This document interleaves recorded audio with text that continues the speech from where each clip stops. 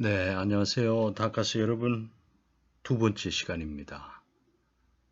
며칠 전에 그 2014년도부터 한 1, 2년인가요? 그 방송 아침 시사 프로그램에 인터뷰 한 10분 정도 되는 것, 그거 올렸는데, 어떠신지요? 오늘은 조금 짧게 준비를 해보겠습니다. 지난주는 한 30분 걸렸죠, 이게. 지난번 첫 번째 삶에 대해서 시계 추 얘기 기억들 하실 텐데요. 삶은 우리 그 세미나실에서 공부할 때 말씀드렸던 것처럼 삶은 외부로부터 나에게 들어오는 문제, 그리고 그 문제에 대한 여러분의 해석, 그리고 그 해석에 따른 행동, 이렇게 우리의 삶이 구성되어 있다. 이제 그렇게 말씀드릴 수가 있죠. 문제는 조금 전에 말씀드렸듯이 늘 외부에서 우리에게 다가옵니다. 원하지 않았는데도 느닷없이 발생한 이 코로나19로 인해서 여러분들이 이렇게 힘든 시기를 보내고 있는 것처럼 말입니다. 그래서 어떤 사람들은 이 문제로 인해서 더욱더 절망적인 상황으로 몰리기도 하고, 또 여러분 같은 사람들은 이 문제로 인해서 비록 힘들긴 해도 오히려 성장의 기폭제로 활용하기도 하실 겁니다. 여러분 후자에 속하시겠죠. 그렇다면 어떻게 해야 우리가 후자의 삶으로 살아갈 수가 있을까? 해답 중에 하나는 여러분이 원하지 않았던 그 문제를 바라보는 시각을 바꾸어 보는 겁니다. 다시 말씀드리면 그 문제를 어떻게 해석하느냐가 여러분을 문제로부터 오히려 성장으로 이끄는 계기가 된다는 거죠. 그래서 문제의 해석은 여러분의 삶을 행복하게 하냐 아니면 불행하게 만드느냐, 이것을 결정합니다. 왜냐하면 여러분이 해석하신 대로 행동이 따라 나오기 때문입니다. 이런 이유로 똑같은 상황에서도 사람들마다 행동이 다른 겁니다. 그 상황이나 그 문제를 어떻게 해석했느냐 하는 것이 사람마다 모두 다르기 때문이죠. 그런데 이 행동이 여러분의 삶의 질을 결정합니다. 그리고 이 행동들이 반복되어 나타나는 것이 여러분들의 습관이 되고, 나아가서 여러분의 인격이 되기도 합니다. 우리의 인격이 삶, 즉 운명을 결정짓는다고 했습니다. 인격은 곧 구체적인 사안에 대한 여러분들의 반복되는 행위를 보면 알 수가 있죠. 곧 습관이 여러분의 인격이고, 인격이 여러분의 삶을 결정짓는다. 이런 거죠. 그래서 먼저 문제에 봉착했을 때 그 문제를 어떻게 바라봐야 하는지를 깨닫는 것이 매우 중요합니다. 그 문제가 여러분들을 성장시키는 힘으로 작용하게 하기 위해서입니다. 우리가 봉착했을 때 어떻게 그 문제를 바라봐야 그 문제가 성장의 동력이 되어주는지를 우리는 그래서 배워야만 하는 거죠. 대부분의 그 다툼이나 갈등은 서로 다르기 때문에 발생합니다. 다른 생각이나 다른 취향들, 다른 성격이나 개성들이 서로 충돌해서 다투는 겁니다. 그런데 과연 그런 다름이 정말 다툴 이유가 되는지 우리 한번 곰곰이 생각해 볼 필요가 있죠. 우리는 우리의 가치관이나 우리가 세상을 살아가는 기준으로 다른 사람들의 말이나 태도를 판단하는 경향이 큽니다. 그래서 자신과 다른 기준으로 사는 사람들을 틀린 사람으로 쉽게 규정을 해버리죠. 그럼 왜 사람들은 자기 기준으로 다른 사람을 판단하고 평가할까요? 그것은 세상을 선과 악, 이렇게 두 개로 나누는데 익숙해져 있기 때문입니다. 이렇게 세상을 둘로 나누면 처음에는 그럴듯하게 보입니다. 왜냐하면 둘로 쪼개면 분명하게 차이점을 알 수가 있거든요. 남자와 여자, 인간과 자연, 인간과 동물, 옳음과 틀림, 아군과 적군, 여당과 야당, 이렇게 나누면 차이가 선명하잖아요. 문제는요, 이렇게 나누는 데 있는 게 아닙니다. 이렇게 나누고 나서가 문제입니다. 왜냐하면 선과 악이라는, 또는 옳고 그름이라는 이분법으로 사람이나 세상을 나누고 나면 둘 중에 하나인 악과 그름은 적이 되어버립니다. 악과 적은 없어져야 할 존재입니다. 그런데 내가 생각하는 악과 내가 생각하는 적에 속하는 사람들은 자신들을 악이나 적이라고 생각하지 않습니다. 자기들 역시도 선이고 아군이라고 믿거든요. 그러니 그 사람들 눈에는 우리가 악이고 우리가 적이 되어 버리는 거죠. 이렇게 세상을 선과 악이라는 두 개로 나누면 세상에는 선만이 옳은 것이 되고 나와 다른 것은 악이 되어 버립니다. 이것이 세상을 늘 시끄럽게 다투게 하고 분열시키게 하고 늘 싸우게 하는 거죠. 그런데 우리가 절대적으로 믿고 있는 선이나 악이 과연 절대적인 선이고 절대적인 악일까요? 절대적이라는 말은 너와 나 모두에게 두루 통용되어야 절대적이라고 말을 할 수가 있지 않을까요? 내 생각에는 선이라고 여길지 몰라도 그 사람들 생각에는 악으로 보일 수 있습니다. 내 생각에는 악이라고 여긴 것이 그들의 경우에는 선일지도 모릅니다. 따라서 내가 생각하는 절대적인 선이란 환상이고 착각이라는 사실을 우리는 깨달아야 되겠죠. 여러분은 이런 한번 상상을 해보시죠. 여러분이 빨간 장미꽃을 좋아합니다. 어느 날 똑같은 모양의 빨간 장미만으로 가득 차 있는 정원을 방문했습니다. 아름답죠? 아름다울 겁니다. 그러나 그 정원을 매일 본다고 상상을 해보셔요. 생각이 좀 달라지지 않을까요? 실증날 수가 있거든요. 지루할 수가 있거든요.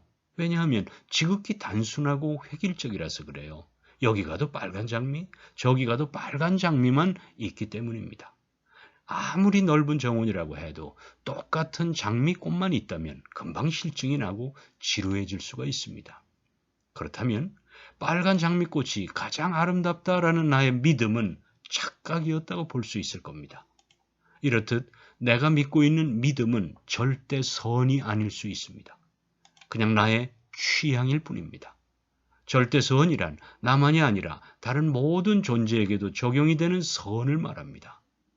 누군가는 하얀 백합을 좋아하고 누군가는 고고한 소나무를 좋아합니다. 그래서 하얀 백합이 있고 고고한 소나무가 있고 빨간 장미가 모두 섞여 있는 정원을 가면 모두가 행복해할 수 있을 겁니다. 백합을 좋아하는 사람은 백합을 보면서 소나무를 좋아하는 분은 소나무를 보면서 행복에 잠길 수 있기 때문입니다. 한편 빨간 장미를 좋아하는 사람이 소나무와 백합을 보면서 예전에는 몰랐던 백합과 소나무의 아름다움을 배우고 느낄 수도 있을 겁니다. 그 사람은 이 정원에서 아름다움을 보는 눈이 과거의 장미에서 머물지 않고 백합이나 소나무의 아름다움까지 볼 수 있는 계기가 배움이 되기도 하는 거죠.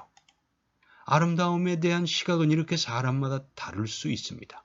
백합을 좋아한다고 또는 장미를 좋아한다고 틀린 것이 아니라 그냥 다를 뿐입니다. 이렇게 선호하는 것이 다르다는 것을 누가 옳으냐라는 시각으로 접근하면 싸움밖에 할 게 없습니다. 싸움의 목적은 이기는 겁니다. 이럴 때는 오로지 강자가 약자를 이기게 됩니다. 따라서 답은 강자의 주장이 되어버립니다.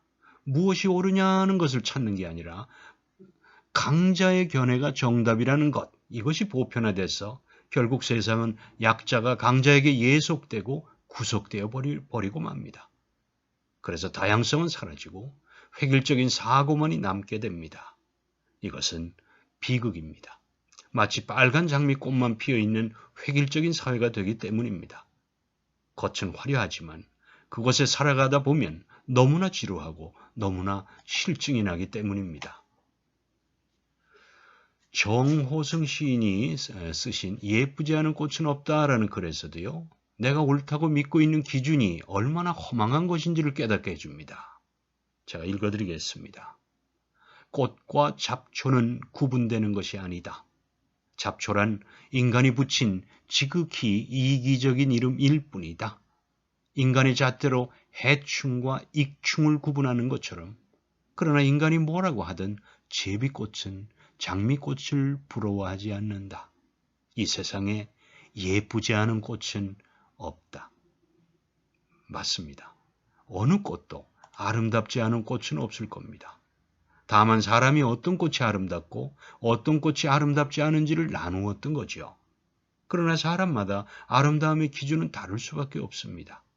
따라서 내가 아름답다고 여기는 꽃이 다른 사람의 눈에는 추한 것으로 보일 수도 있고 내가 추하다고 여기는 꽃이 누군가에게는 아름다운 꽃이 되기도 할 겁니다.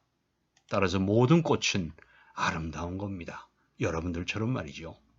사람도 같습니다. 아름답다는 것은 지극히 주관적인 겁니다.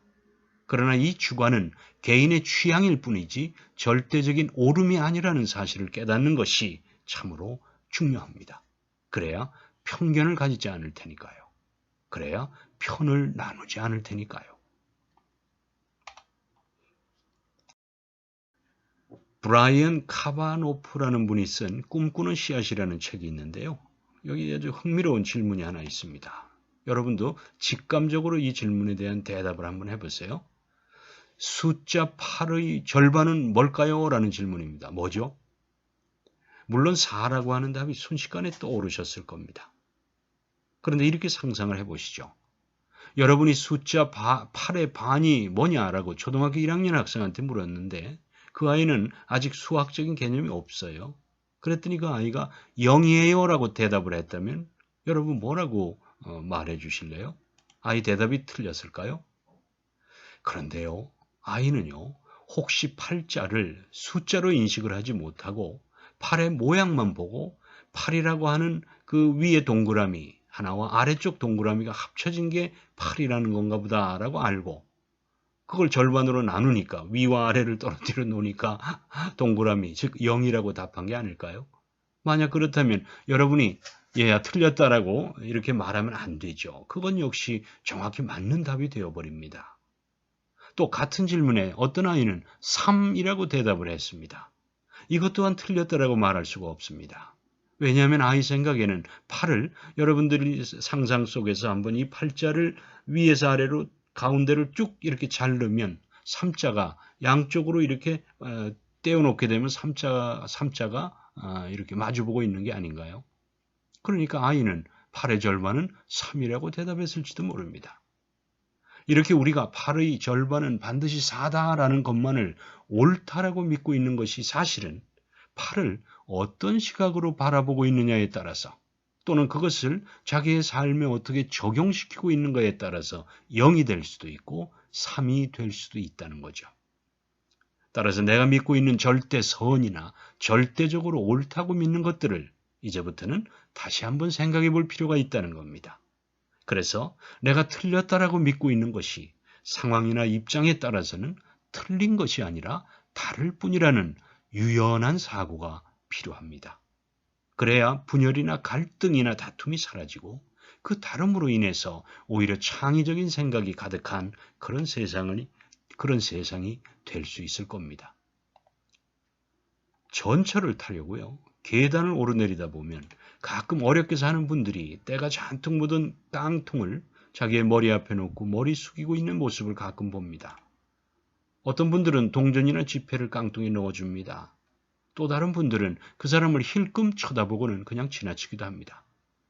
자, 이제 상상해 보시죠. 여러분이 동냥을 하는 그 사람 옆을 지나가는 사람이라면 어떤 선택을 하실래요? 돈을 넣어 주실래요? 아니면 그냥 지나치실래요? 무엇이 옳은 선택일까요? 만약 여러분이 그냥 지나치는 분이라면 돈을 넣어주는 사람을 보고 마음이 불편해질 겁니다. 여러분은 아마 이런 생각을 하실지도 몰라요. 저 노숙자들이 돈이 있어봤자 술이나 사 먹을 거고 말이야. 그래서 오히려 저 사람들 죽이는 결과가 될 거야. 그리고 내가 몇 푼 준다고 해서 저 사람들이 자립할 수는 없잖아. 동전 몇 푼 넣어주면 버릇이 돼서 내일도 모레도 저렇게 나와서 머리 숙이고 있을 텐데 저 양반들이 제대로 살려면 얄팍한 동정으로는 안 돼. 이런 문제는 근본적으로 해결해야 될 사회적 문제이기 때문에 국가가 나서서 도와야 돼. 이렇게 말입니다. 이런 생각을 하셔서 노숙자 곁을 그냥 지나칠 수도 있었던 겁니다. 그런데요, 이번에는 이런 자신의 생각을 옳다라고 여기는 사람이 생각하기에는 동전을 넣어주는 사람들이 어리석어 보이는 겁니다. 돕는다고 동전을 줬지만 사실 그 노숙자는 그런 동정어린 동전들 때문에 자립심을 도저히 가질 수가 없게 될 테니까요. 그래서 동전 주는 사람들의 태도를 틀린 태도라고 판단할지도 모릅니다. 자, 이번엔 각도를 달리해서 생각해 보시죠. 만약 여러분이 동전을 넣어주는 사람입니다. 이렇게 생각하실지 모르겠습니다. 저 사람들은 아마 사업하다가 크게 실패를 했고 빚 독촉에 못 이겨 가족을 떠나서 노숙자가 되었을 거다. 저 사람이 잘못한 것이 있다면 실패를 해서 빚을 졌다는 것뿐이야. 사람 자체가 나쁜 건 아니지 않은가. 그리고 지금 당장 배가 무척 고플 거야. 먼저 욕이라도 할 수 있게 몇 푼이라도 줘야 하지 않을까? 이런 생각을 하는 여러분이라면 당연히 동전을 넣겠죠. 그런 여러분이라면 힐끗 쳐다보고는 무심하게 그냥 지나치는 사람들을 보면서 참 이기적이고 차가운 사람이다 이렇게 여길지도 모릅니다. 오늘 저희들이 다름과 틀림에 대해서 공부하고 있기 때문에 여러분은 왜 제가 이런 예를 들었는지 눈치채셨을 겁니다. 맞습니다. 어떤 선택을 하든 노숙자를 염려하고 걱정하는 마음만 같다면 동전을 넣든 그냥 지나치든 상관없다는 것이 제 생각입니다. 이 선택은 옳고 그름의 문제가 아니기 때문입니다. 노숙자를 바라보는 시각이 단지 다를 뿐입니다. 다만 그 방법만 다른 거죠. 노숙자를 헤아리는 마음은 같지만 그 방법만 다르다는 겁니다. 따라서 자신의 가치관대로 선택을 하시되 대신 나의 선택과 다른 선택을 한 사람들을 불쾌하게 바라볼 필요는 없다는 겁니다. 물속 물고기도 목이 마르다라는 책에 재밌는 예화가 나옵니다. 저자인 최운규 선생은 이렇게 말하고 있습니다. 나한테는 성격이 전혀 다른 두 친구가 있다. 전자제품 하나를 사기 위해서 한 친구는 용산 전자상가를 하루 종일 돌아다니면서 가격을 비교하고 그 중에서 가장 싼 것을 산다. 아주 경제적으로 매우 현명한 친구처럼 보인다. 그런데 다른 한 친구는 이와 완전히 다르다. 그 친구는 가게 주인이 얼마를 부르든 두말하지 않고 산다. 언젠가 내가 이 친구에게 왜 너는 매번 바가지를 써가며 물건 사냐? 조금만 발품 팔면 훨씬 더 싸게 살 텐데 말이야. 이렇게 말했다. 그랬더니 그가 이렇게 대답을 했다. 아니 우리가 살다 보면 운 좋은 날도 있고 땡 잡는 날도 있잖아. 그 가게 주인은 오늘 나한테 팔면서 참 바보 같은 놈 만났네 라면서 바가지 씌울 수도 있잖아. 그냥 그렇게 놔두지 뭐. 대신 그 주인은 오늘 하루 종일 기분 좋을 거야. 1년에 그런 바보 같은 놈 몇 번이나 만나겠어. 내가 그중 한 사람이 되었다고 생각하지 뭐. 어때요 여러분? 이 친구가 바보 같은가요? 어떤 사람이 현명한가를 따지는 것은 큰 의미가 없습니다. 물건을 구입함으로써 행복한가를 보면 첫 번째 친구는 자신의 경제적 이익을 중시했기 때문에 무척 행복했을 겁니다. 그러나 두 번째 친구는 자신의 구매 활동을 통해서 상점 주인의 기쁨에 무게중심을 두고 있었기 때문에 그 친구 역시 행복했을 겁니다. 자신의 기준만으로 친구의 구매 행위를 판단하면 옳고 그름으로 나뉘지만 이렇게 상대의 기준으로 상대의 행위를 보면 그 행위가 이해되기 마련입니다. 그렇습니다. 사람은 자신의 가치 기준을 자기의 삶에 적용하면서 삽니다. 그러니 사람마다 행동의 차이, 즉 다름을 인정하는 것이 무엇보다 중요합니다. 서로 원활한 소통을 위해서 말이죠. 그냥 놔둬야죠. 나와 다른 구매 행위를 가졌다고 해도 박수 쳐주면 되는 거죠. 서로 지향하는 것이 달라서 그렇습니다. 이렇게 해야 서로의 관계가 더 깊어지지 않을까요? 왜냐하면 이것은 옳고 그름의 문제가 아니라 그저 다름의 문제니까요.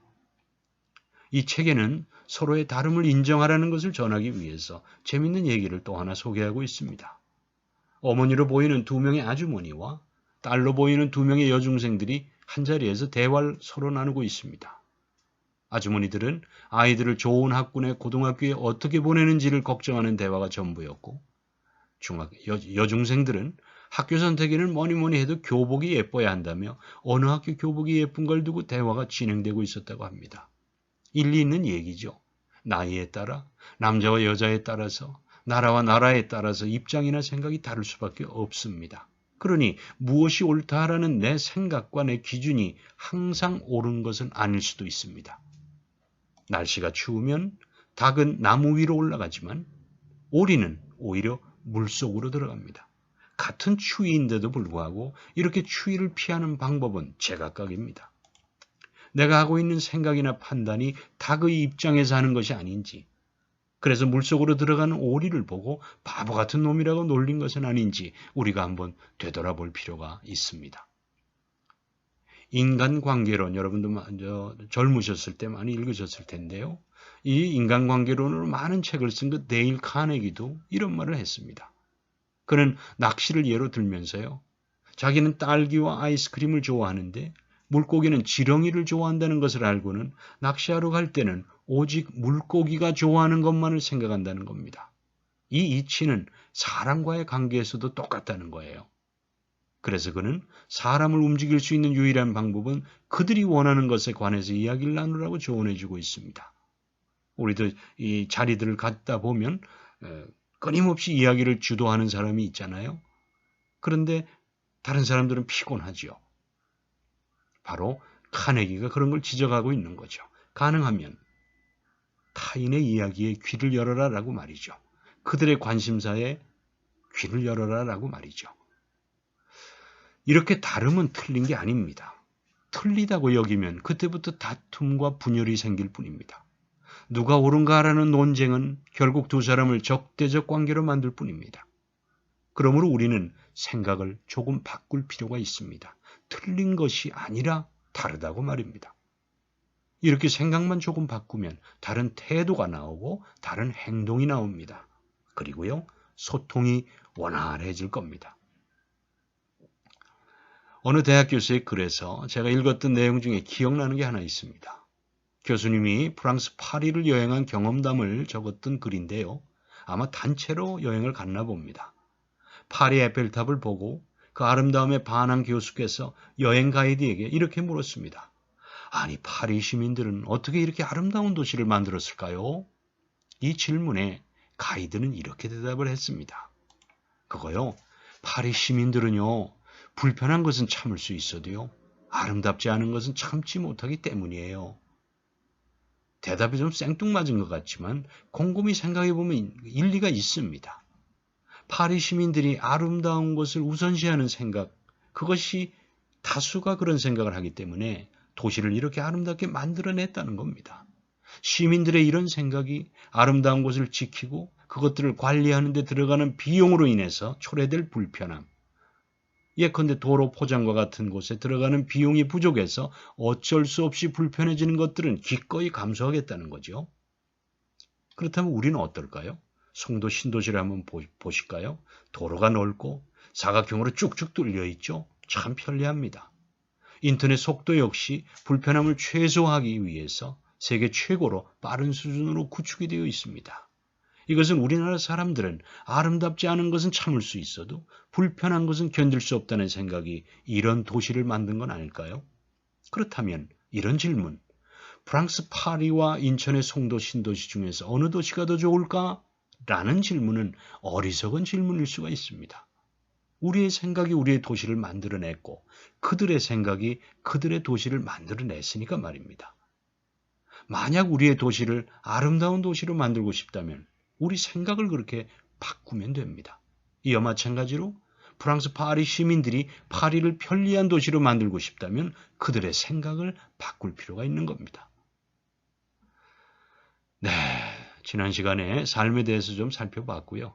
오늘 두 번째 시간은 어떤 문제를 마주했을 때, 또 갈등이 생겼을 때 서로 간의 시각이나 생각이 다르기 때문에 발생한 게 아닐까, 이런 걸 한번 유의해야 한다는 지혜를 여러분과 함께 되짚어 봤습니다. 어떤 문제에 봉착하셨을 때 이 문제가 옳고 그름의 문제가 아니라 어쩌면 다름의 문제가 아닐까, 이런 생각이 여러분의 이해력을 또는 포용력을 더 넓혀 주실 겁니다. 고맙습니다, 여러분.